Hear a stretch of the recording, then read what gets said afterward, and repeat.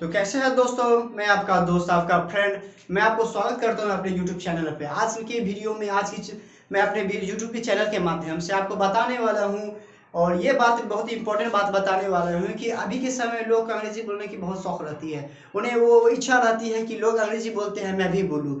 तो आप घबराइए मत, इसीलिए आपके बीच में लेके आ रहा हूँ सारी बातें, वो चीज़ बताने वाला हूँ जो जिन लोगों को लगता है कि अंग्रेजी बोलना बहुत टफ है। इन्हें बहुत बहुत सारे ग्रामर की प्रॉब्लम होती है, बहुत सारे ग्रामर पढ़ने पड़ते हैं, बहुत सारे ग्रामर के चैप्टर पढ़ने पड़ते हैं। तो इस चीज़ से बेफिक्र होकर बेटेंशन मतलब किसी बिना कुछ सोचे हुए, बिना किसी ग्रामर चैप्टर को सोचे मैं कुछ ऐसे चैप्टर बताऊंगा जिसकी मदद से आप बेहतरीन अंग्रेजी फ्लुएंट इंग्लिश धारा प्रवाह अंग्रेजी बोलना सीख लेंगे। तो अगर वीडियो से बने रहिएगा।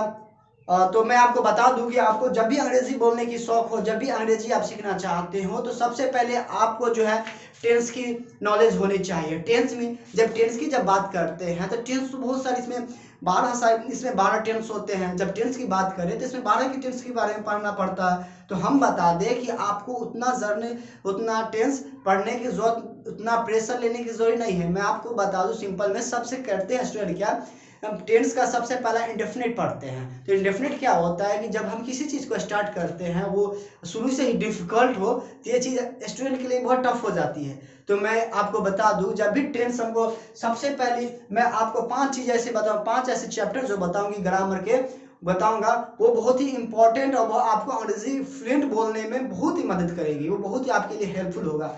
सबसे पहली चैप्टर की बात करें तो सबसे पहले चैप्टर में आपको पढ़ना होगा टेंस। सबसे पहले चैप्टर में आपको पढ़ना होगा टेंस। टेंस में की बात करें तो लोग सबसे पहले प्रेजेंट इंडेफिनिट की बात करते हैं। इंडेफिनिट टेंस की जब भी बात करते हैं लोग बहुत टेंशन लगती है क्योंकि इंडेफिनिट टेंस बहुत टफ होते हैं स्टूडेंट के लिए। मैं भी पढ़ा करता था, मेरे लिए भी बहुत टफ हुआ करता था इंडेफिनिट टेंस। तो आपको इंडेफिनिट टेंस से स्टार्ट नहीं करते, सबसे पहले आपको कंटिन्यूअस की बात करते हैं। सबसे पहले आपको टेंस में कंटिन्यूअस टेंस पढ़ना।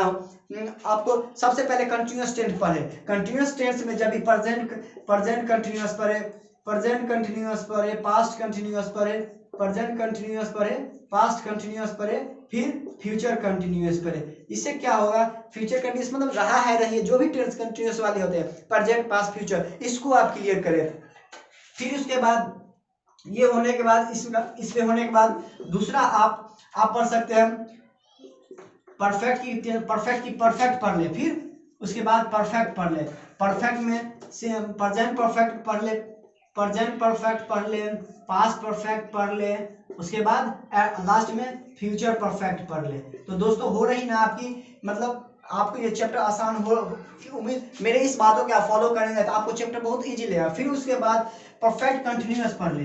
फिर उसके बाद आप परफेक्ट कंटिन्यूअस की तैयारी कर ले।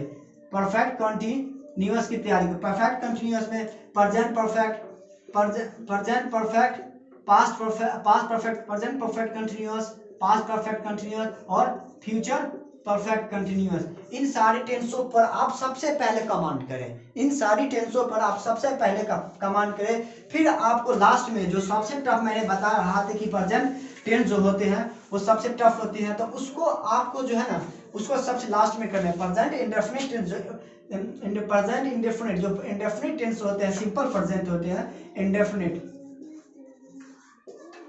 इंडेफिनिट टेंस जो होता है इसको आपको जैसे लास्ट में करते हैं प्रेजेंट इंडेफिनिट, पास्ट इंडेफिनिट और फ्यूचर इंडेफिनिट। इस टेंस को आपको सबसे लास्ट में करते हैं। सबसे बड़ी बात मैंने बताया आपको, पहले टेंस की बात है, टेंस पढ़ना होगा।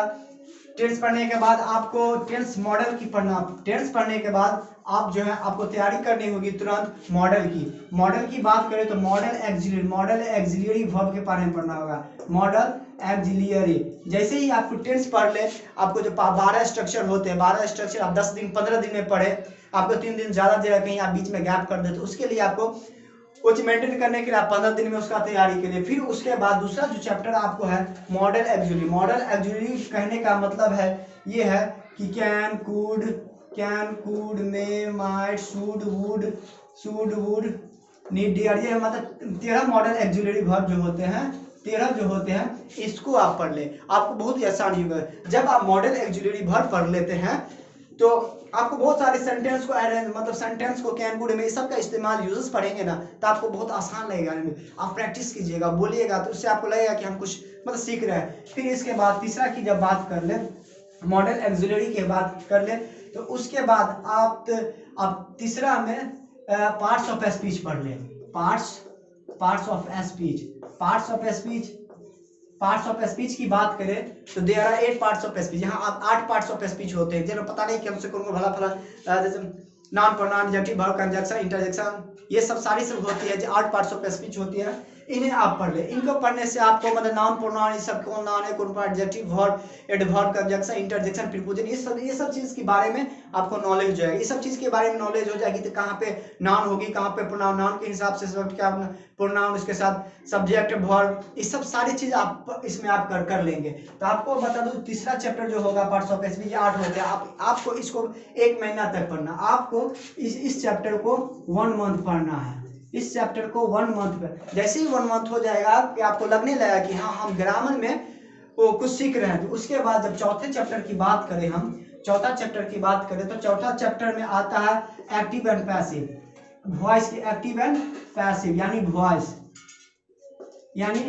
वॉइस की बात कर ले, तब हमें मतलब एक्टिव और पैसिव कहे तो हमें वॉइस पढ़ना होगा। वॉइस में इसलिए मैं बता रहा हूँ कि वॉइस आप देख रहे होंगे जब भी किसी मतलब न्यूज़पेपर की बात करो, किसी बुक की बात करें, तो मोस्ट ऑफ द सेंटेंस, जितना भी सेंटेंस, ऑलमोस्ट सेंटेंस जो होते हैं एक्टिव और पैसिव वॉइस में ही अरेंज रहते हैं। अगर आप वॉइस कर लेते हैं तो आपको न्यूज़पेपर पढ़ने में, किसी बुक को मतलब स्टोरी पढ़ने में बहुत आसानी हो जाएगी, आपके लिए बहुत हेल्पफुल होगा। तो आप वॉइस को चौथा में वॉइस कर ले। और पांचवा जो सबसे लास्ट और इम्पोर्टेंट होता है अंग्रेजी बोलने के लिए, मैं तो सब बता दूं, पांचवा जो सबसे इम्पोर्टेंट और सबसे टफ होती है, यहाँ लाखों करोड़ों की संख्या में वर्ड होते हैं, उन्हें याद करना बहुत टफ हो जाता है। तो मैं आपको बता दूं, लाख, हजार, 1000, 10,000 के चक्कर में मत नहीं पढ़ना है। आपको बस रोजाना पर डे 5, 10, 15, 20 सेंटेंस, 20 वर्ड याद करनी होती है। आप मतलब 200, 300 जो डेली वर्ड यूज किए जाते हैं बोलचाल की भाषा में, उन्हें याद करना है। तो आपको पांचवा में जो सबसे लास्ट होती है वोकैबुलरी। तो आप वोकैबुलरी पर जब भी से काम करते हैं, रोजाना 5 वर्ड करेंगे, उससे आपको ये होगा कि जो भी सेंटेंस अभी बोल रहे हैं तो उसके इंग्लिश नहीं पता होता है, तो उसको इंग्लिश आप डिक्शनरी का इस्तेमाल ले सकते हैं, मतलब मोबाइल का ऐप से भी देख सकते हैं, किसी बुक में से नोट कर सकते हैं। पर डे आप 5 या 10 अगर वर्ड मीनिंग को याद कर लेते हैं तो आपको जो भी वर्ड्स जो आपके मतलब डेली लाइफ में वर्ड इस्तेमाल होते हैं, दिनचर्या में जो लाइफ स्टाइल में जो वर्ड इस्तेमाल होते हैं, उसको आप सही ढंग से उस सेंटेंस में यूटिलाइज इस्तेमाल कर सकेंगे।